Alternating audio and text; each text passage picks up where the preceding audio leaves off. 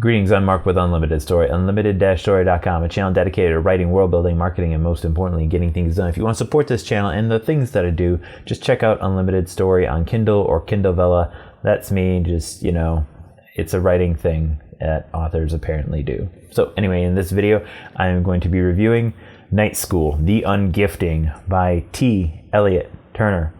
And this description is incredibly short. Welcome to Night School. While you may not have come here by choice, you will thank us before you go. That sounds creepy. So, Asylum, LGBT, teen, coming of age, magic, boarding school, and fantasy. And what is this? It looks like, I don't know. He's got a lighthouse thing happening. And then, I don't know what that creature is from Dragon Ball Z. He's like the god of death or destruction. It looks like that. So maybe with like a Dobby kind of mix. So let's see what's happening. I've just finished reading the first 3 of Night School, The Ungifting, and I was expecting Harry Potter, and I did not get Harry Potter, which is totally good. I just I thought because it was going to be like some magic school of sorts that's what I was going to get, but it is not at all the same. So what is the difference? We got our main character, who is Enric. And he basically has 0 self-esteem. He is basically invisible. And by that, I mean, I guess there's like a literal sense of it too, because he has these magics and stuff that makes him invisible. Not perfectly invisible, but basically he wants to be invisible all the time. He also has a corruption mechanic, which I'll be covering a little bit down the road. There is Wrigley, I think I'm saying that right, Wrigley. He is your basic thug antagonist, which will probably be an anti-hero. They'll be like a friend, I'm assuming, because of what happens later in the story they'll cover, that they'll go from enemies to frenemies.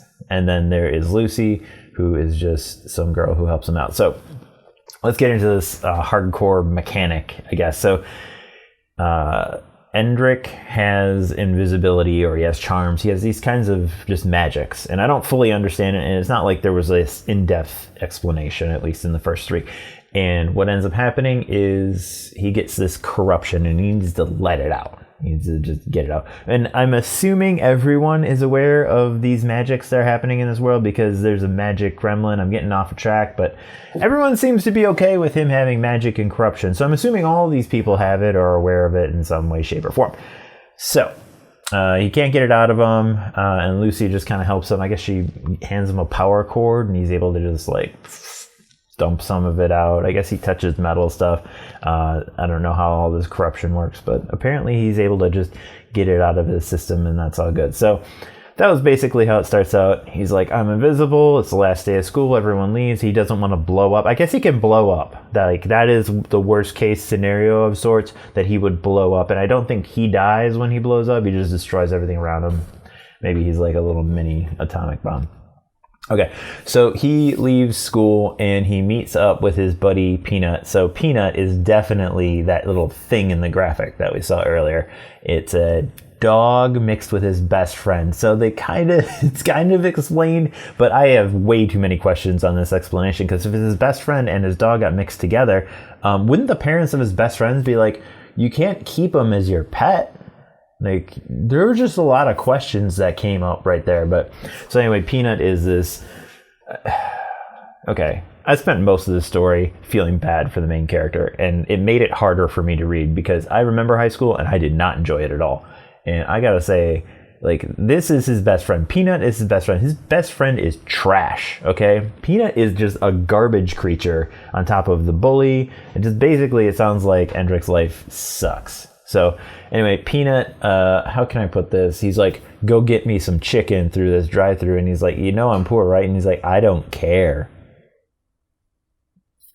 That's it. And because Enric basically has no self-esteem of any sort, he's just like, okay. So he goes, they get in line at the drive-thru. Wrigley, the thug guy, he cuts ahead of him, gets upset because he didn't get his proper bucket of chicken.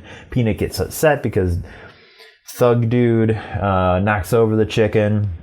And then, so there's an interesting actual mechanic that happens here with Peanut. So I guess Peanut is hideous, at least to Enric.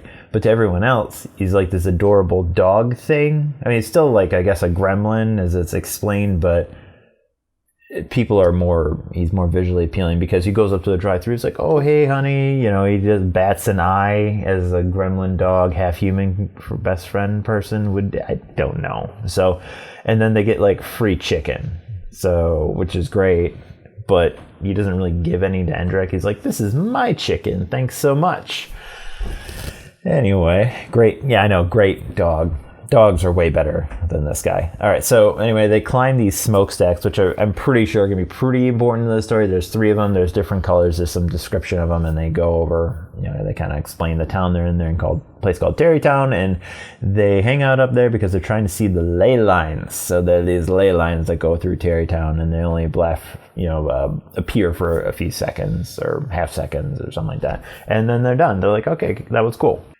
Endrek ends up going to bed with Peanut on his like feet, and then eventually like his window's open and he needs to shut it. So he goes to go shut the window, and then he just has to keep walking further, I guess. And then eventually his room is like in the distance, and that just, next thing you know, he's in this cardboard cutout type town or facility or dream area, and Wrigley, you know, worthless bully turd, and Lucy are there too, and that's basically where things are going to start picking up for episode 4.